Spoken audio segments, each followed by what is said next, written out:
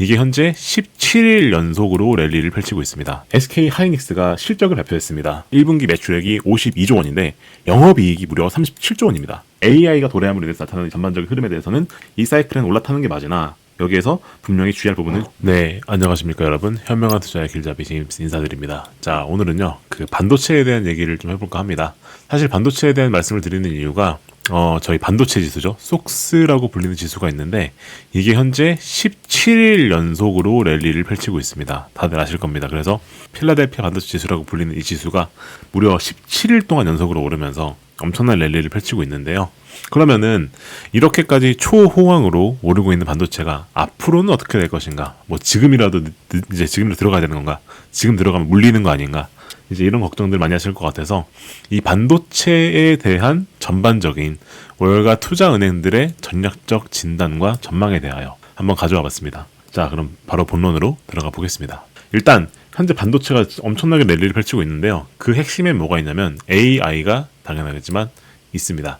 근데 이 AI 같은 경우가 전체 반도체 매출의 현재 50%를 차지한다는 리포트가 있습니다. 2016년도 기준으로 AI 칩이 현재 시장에서 차지하는 비중은 50%인데 근데 이 AI 칩이 생산되는 비중은요, 볼륨의 비중은 0.2%밖에 안 됩니다. 이 말은 뭔 말이냐면은 전체 반도체의 0.2%를 차지하는 AI 반도체가 전체 반도체 시장에서 50%의 매출을 차지하고 있다. 그래서 이 50%의 매출을 차지하는 이 AI 반도체를 만드는 기업들의 주가가 엄청나게 오를 수밖에 없는 구조적 동인이 있다. 그리고 그 중에서는 이제 메모리 병목 현상이라는 것도 있는데 이 모든 것들이 맞물리게 되면은 궁극적으로는 고마진 저물량 패러다임이라고 하는 게 게시가 되면서 현재 이러한 랠리가 촉발되고 있는 것이다 라고 하는 것이 월가 주요 하우스들의 분석입니다. 그래서 현재 글로벌 반도체 시장의 전망을 보게 되면요, 2025년도 기준으로 봤었을 때 글로벌 매출액이 약 770빌리언 달러였었는데 2026년도에는 무려 그것이 26% 증가를 해서 975빌리언 달러까지 늘어날 것이다 라고 얘기를 하고 있고, AI 칩의 매출 비중이 2025년도까지 35%였는데 이게 50%까지 늘어날 것이다 라고 하는 전망이 있습니다. 근데 그에 비해서 생산량 비중은 이게 물리적 한계라는 게 있습니다. 그러니까 이 AI 칩을 만들 수 있는 이 벤더, 그러니까 뭐 엔비디아나 브로드컴, 그리고 이제 뭐 하이닉스 같은 HBM 만든 회사들, 그런 것들이 가지고 있는 기술력은 제한이 되어 있고, 그리고 그들이 늘릴 수 있는 생산의 캐파도 물리적 한계가 있기 때문에 생산량의 비중은 무려 0.05% 증가에 그칠 것이다. 그러니까 매우 작게 증가하는데 그칠 것이다. 그렇기 때문에 극단적인 고마진 저물량 패러다임이 앞으로도 이어질 거고, 그렇게 되면은 이 고마진 저물량의 그 반도체를 생산하는 기업들의 가치가 오르는 건 너무나 당연하다라고 하는 것이 현재 주요 하우스들이 표현하는 겁니다. 그래서 실제로 뱅크 오브 아메리카의 분석을 보게 되면은 1조 달러를 조만간 이제 글로벌 반도체 시장에 돌파할 것이다 라고 하는 이제 그런 전망을 제시를 하고요. 그리고 아까 말씀드렸던 그런 AI 칩을 생산하는 기업들은 그 볼륨 자체는 너무 낮지만 현재 그게 수요가 너무 많기 때문에 가격은 올라가서 매출이 엄청 증가하는 상황이죠. 그래서 독점적 지위를 가지는 기업들은 이익률 자체가 어마어마할 거기 때문에 이러한 기업들에 대해서 매수하는 것은 아직도 유효하다라는 전망을 펼칩니다. 그 중에서 뱅크 오브 아메리카가 주목하는 것은 엔비디아와 브로드컴의 독점입니다. 엔비디아는 AI 인프라의 두뇌 역할을 하고 브로드컴은 신경계 역할을 한다라고 비유를 하더라고요. 그래서 이들은 대체 불가능한 존재 가치이기 때문에 이들은 랠리를 주도할 것이다 라고 하는 뷰를 아직도 가지고 있고요. 그리고 골드만삭스 같은 경우에는 앞으로 AI 인프라 투자가 더더욱이나 가속할 것이다 라고 전망을 합니다. 그래서 2020년 4분기까지 AI 하드웨어 관련 매출이 700빌리언 달러를 돌파할 예정이다라고 이렇게 얘기를 합니다. 근데 아까 말씀드렸다시피 전체 반도체 글로벌 이 매출이 현재 얼마로 말씀드렸죠? 거의 770빌리언 달러가 전년 기준이었었는데 AI에 대한 반도체 그 이 전반적 매출이 700빌리언 달러라는 얘기 자체가 뭔 말입니까? 반도체 시장이 거의 2배 이상 성장할 수 있다라고 하는 그런 뷰를 제시한 거랑 똑같단 말이죠. 그래서 골드만삭스조차도 이렇게 AI에 대해서 되게 특히나 이 하드웨어에 대해서 엄청나게 그 불리시한 의견을 펼치고 있다라고 볼 수가 있는 부분이고요.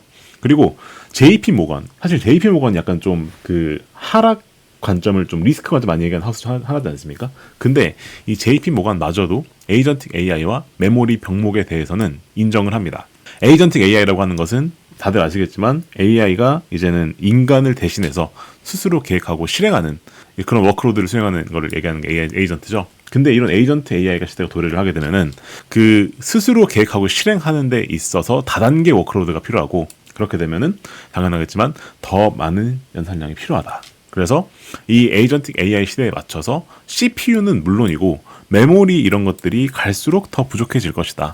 그래서 메모리 반도체가 갈수록 더 희소해질 것이고, 그렇다 보니 마이크론, 샌디스크 같은 이제 이런 메모리를 만드는 기업들에 있어서 최선호를 주장을 합니다. 그래서 JP모건도 매우 이 AI 반도체에 대해서는 여전히 아직도 오를 가능성이 높다라고 보고 있단 말을 한다라는 거죠. 그래서 주요 월가 하우스들의 전략을 요약해 보게 되면은 이제 뱅크 오브 아메리카 같은 경우에는 그 AI 반도체의 희소성 때문에, 즉 아까 말씀드렸다시피 매출을 엄청나게 차지하지만 그 생산량 자체는 매우 적은 그런 구조적 특징 때문에 총이익 중심의 리더십 평가를 해서 그들을 매수하는 게 좋다라고 얘기를 하고요. 골드만도 마찬가지로 국가 차원의 AI 인프라 수요는 실질적으로 수요가 확인된다. 그리고 모건 스탠리, JP 모건, CT 이 모든 하우스들이 전부 다 이 AI 반도체에 대해서는 전부 다 아주 불리시한 의견을 펼치고 있는 그런 현재 상황이다 라고 얘기를 한다는 거죠. 그래서 어저께 SK 하이닉스가 실적을 발표했습니다. 어제 발표한 그 실적을 보게 되면요, 1분기 매출액이 52조 원인데 영업이익이 무려 37조 원입니다. 이게 영업이익률로 치면은 72%거든요. 근데 이게 말이 안 되는 수치인 게, 이 하이닉스가 만드는 건 메모리고 이건 제조업입니다. 제조업에서 영업이익률이 72%다. 이거는 정말 말도 안 되는 수치가 나오는 거거든요. 그렇게 될 수밖에 없는 게, 아까 말씀드렸던 것처럼 이 하이닉스가 만들고 있는 HBM이라고 하는 이 수요 자체가 너무 많은데 생산량은 아까 말씀드렸다시피 정말 적습니다. 그래서 수요 공급 초과가 3년은 앞으로 갈 것이다 라고 어저께 그 이제 리포트가 나왔더라고요. 그래서 앞으로도 이러한 영업이익률이 유지가 된다고 한다면 사실상 이 엄청난 수익성을 가지고 있는 이 기업의 밸류는 얼마일 것이냐 라고 했었을 때 여전히 오를 룸이 남아있다 라고 하는 게 주요 하우스들의 의견이라는 겁니다. 그리고 엔비디아와 AMD 이제 조만간 또 실적이 나올 것 같은데요. 그 둘이 어떻게 보면은 이 추론 시장에서의 그 경쟁력을 해서 계속 강화하고 있는 기업들이죠.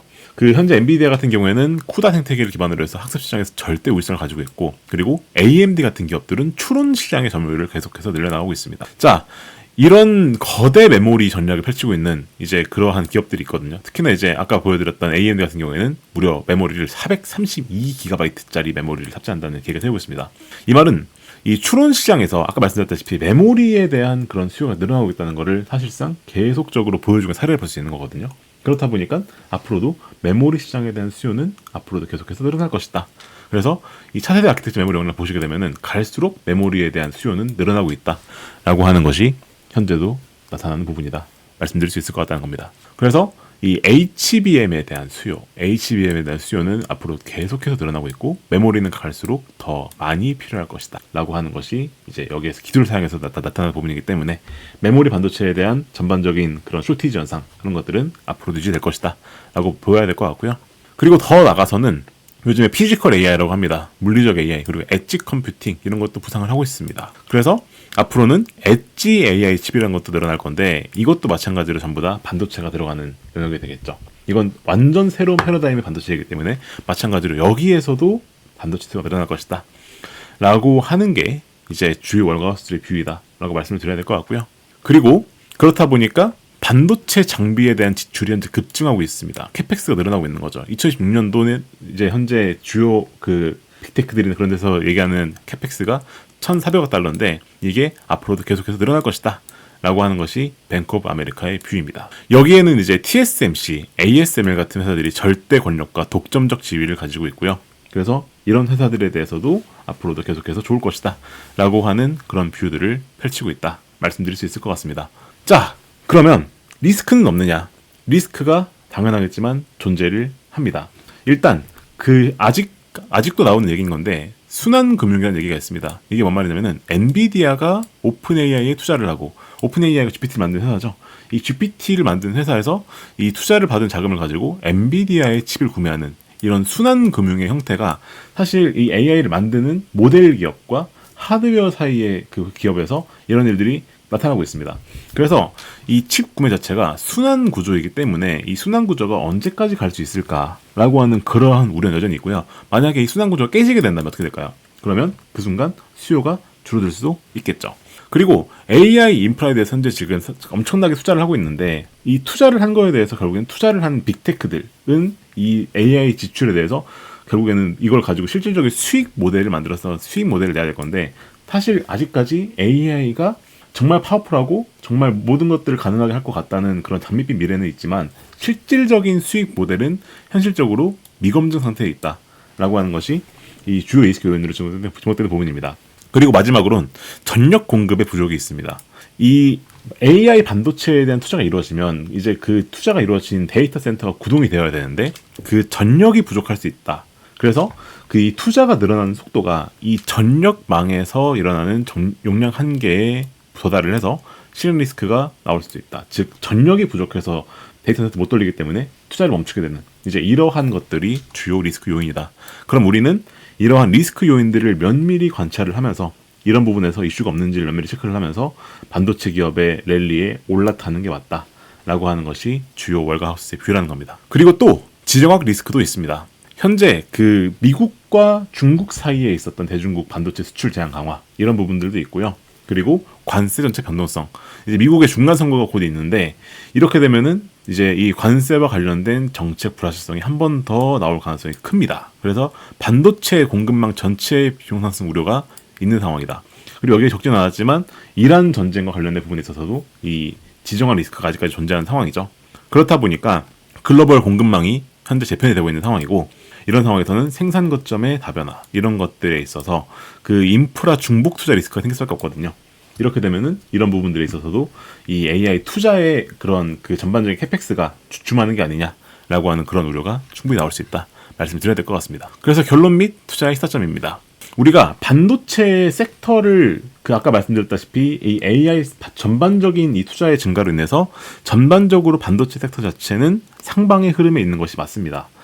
그러나 우리가 주의를 해야 될 부분도 있습니다. 대표적인 게 순환금융에 의존하는 기업들, 아까 말씀드렸던 그런 순환출자에 의존하는 기업들, 그런 것들과 그리고 ROI가 불확실한 과다 투자 기업, 즉 AI 자체에 대해서 투자를 집행하는 기업에 대해서는 우리가 비중을 좀 줄이고 관망할 필요가 있다. 볼 필요가 있을 것 같고요.